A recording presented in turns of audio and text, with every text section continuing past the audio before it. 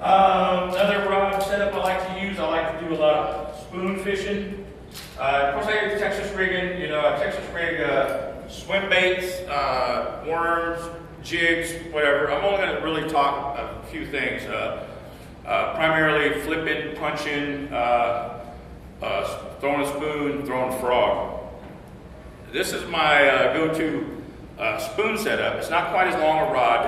It's only a 7-foot medium heavy action.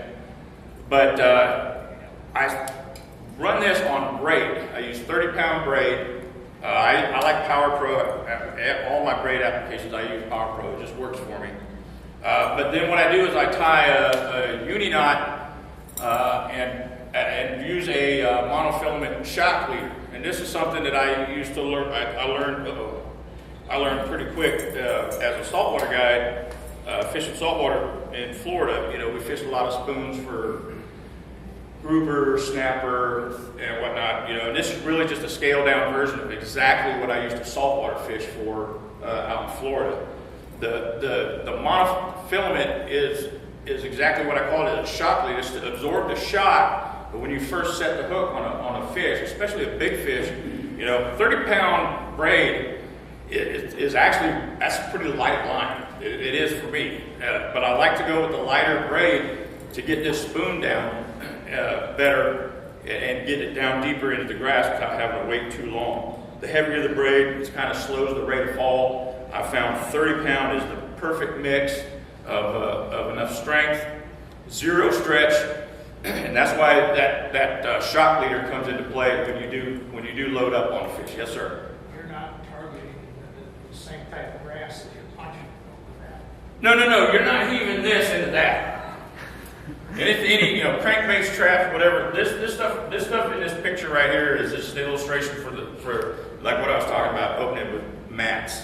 Punching. You were working the edges. Exactly. Yeah. Now on Saguaro, when I was throwing that crankbait, when I was caught some good fish on Saguaro with this as well. That was sitting the boat out in 20 to 30 foot of water, depending on where it is. And sometimes up in the grass and cast it out and bring it back. But my target was anywhere from 15 down to 20 feet with the crankbait, and even deeper sometimes with the spoon. I don't know if you guys noticed that the grass grows extremely deep in Saguaro. Yeah. It gets down there. It gets down there a long ways. The shock leader I use is a 12-pound monofilament. You can get away with heavier. You can go 15. You probably can go 20. I've just found with this setup, I got enough strength for 12-pound test,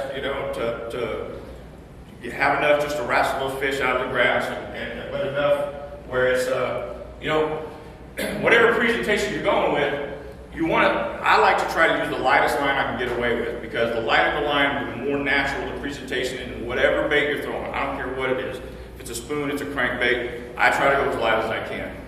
So that's why I go with that 12 pounds. It's been working real good for me.